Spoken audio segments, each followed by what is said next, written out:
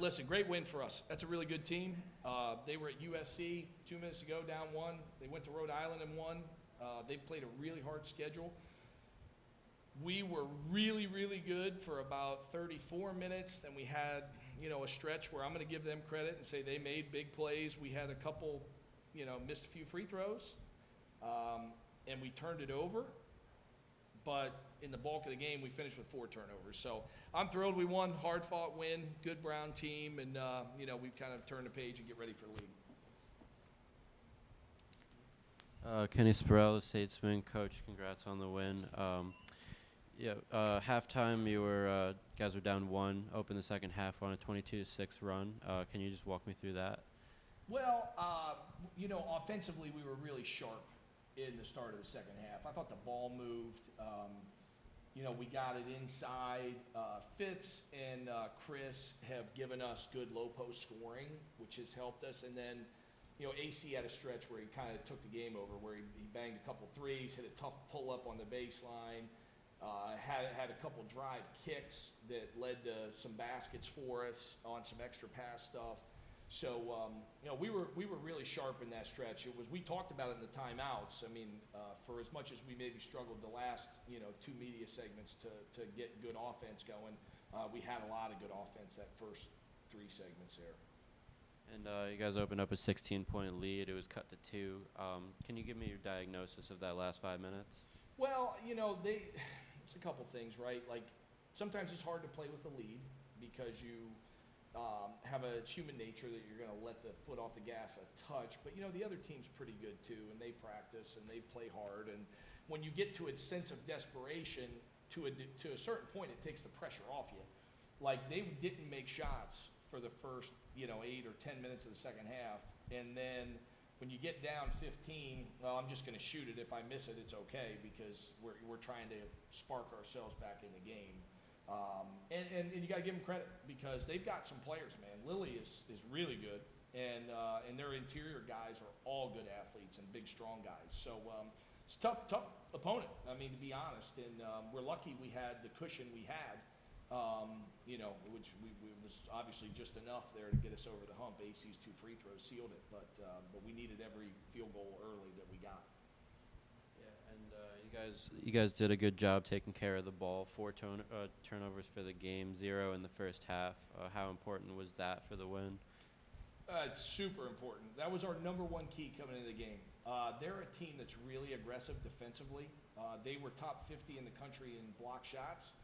They're a team that creates a lot of steals. You can see with their speed how they could do that, and they've got some long arms and stuff. So ultimately, that was our focus. Now, that all sounds good in a team meeting, and then you got to go out and execute it. And our guards were terrific. Our big guys possessed the ball against the press a little bit, but it was primarily in the hands of AC and Dean and Jared and Tyler. And the one bad play we had in the first half against the press, Tyler made an errant pass, and Andre Snoddy, who I thought had a whale of a game, on both ends of the floor for us, with some key assists and some really good defensive plays.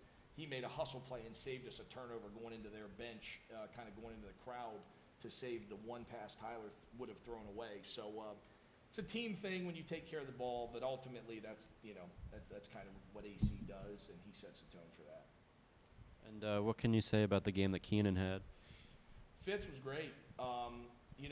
Fitz is, it's funny because he missed a couple free throws, which he typically doesn't do. But he's a hard guy to guard one-on-one, and we have enough shooting. We finished 6 for 20, which isn't great. But we have guys, like, they're not going to leave Aaron. Dean's shooting up like 36, 37%, so they're not going to leave Dean. They're not going to leave Jared Fry. They're not going to leave Tyler. So it allows guys to play one-on-one on the box. And Fitz is a hard guy to play one-on-one on the box. Chris is too. But today, Fitz was really, really good for us.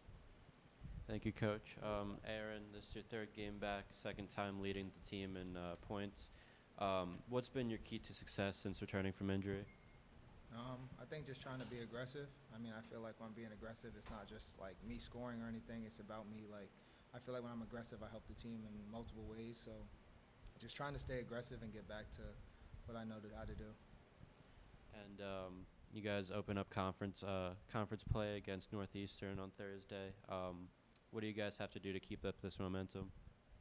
I think some of the things that we did tonight, not turn the ball over, play inside out, play through Fitz and Chris, and then when it's the guards' turns, make open shots and get stops defensively. Thank you, guys.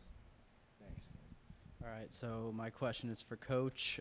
You mentioned Andre Snoddy. Let's elaborate on him a little bit more. I know his scoring numbers probably aren't gaudy from tonight, but he did everything except that, right? He saved you a couple of times, got you a couple of extra possessions, defended very well, especially with his back towards the basket.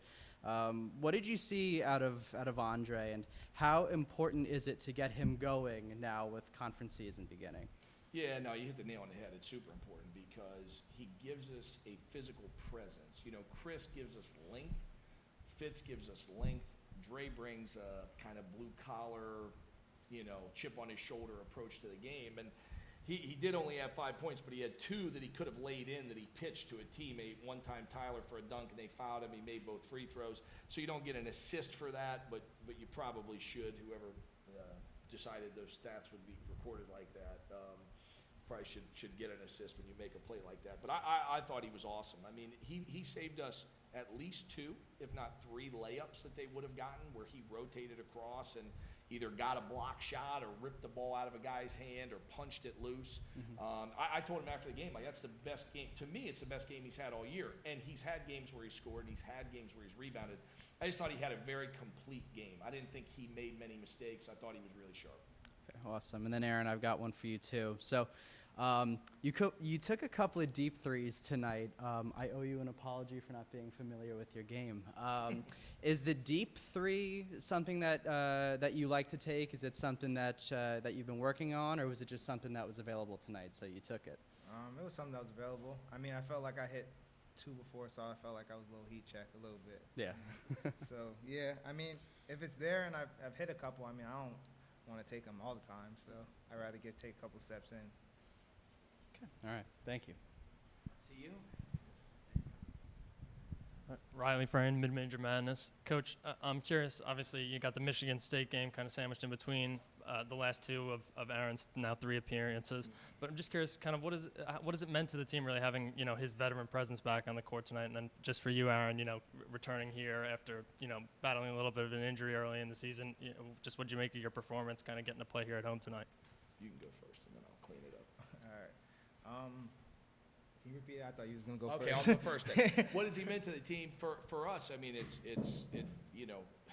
good point guard play is the difference between winning and losing close games. And the Ryder game was close, and down the stretch, he drove it, drew a foul, made 2 free throws. We win a close one. We go to Army, we're down 2. He drives to the rim, he gets fouled, he makes 2 free throws. We get the game to overtime. Aaron's a guy that we know can close games. He has battled injuries, but he, to his credit, and this is hard to do, and he's done the best job of anybody that we've ever had, to be honest, this most recent one.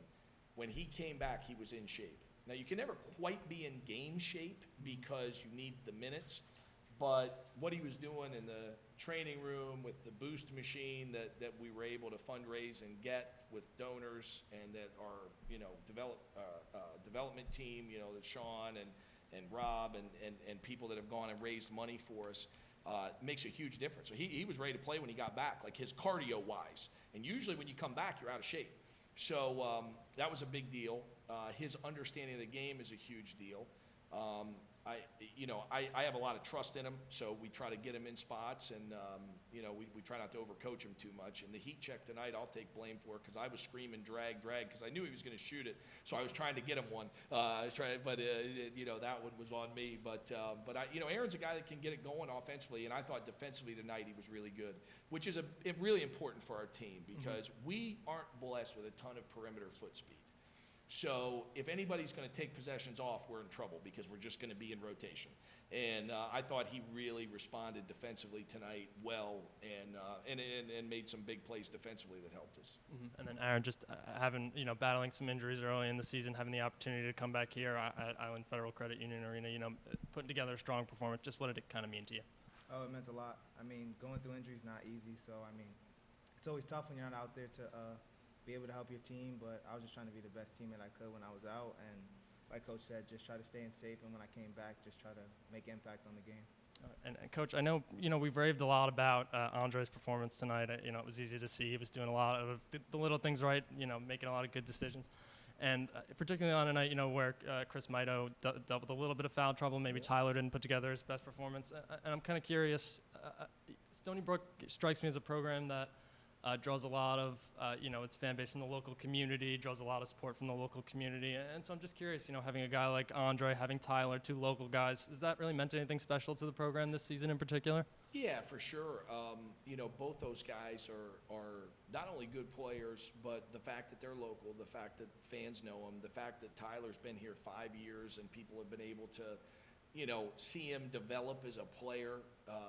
Dre just got here, but has made an impact for us, obviously, in the short time that he's played for us. And I think anytime you can get local guys, it's beneficial to the program.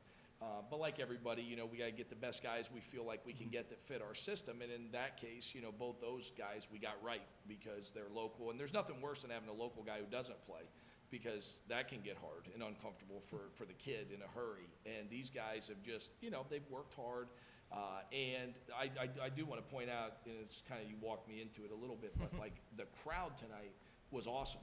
To have no students on campus, it was a great atmosphere. The one end zone was completely packed. The ticket staff did a great job, really hustled, got groups in here. The atmosphere was a factor in the game. That when, like I said, everybody we play is pretty good. So we don't really have any home games that are just going to be easy for us. And the crowd can make a 1 possession, a 2 possession difference. And if they did tonight, that's the difference between winning and losing. So we're certainly appreciative of everybody coming out for the holiday game. Absolutely. Thank you, Coach. Thanks. Guys, have an awesome New Year.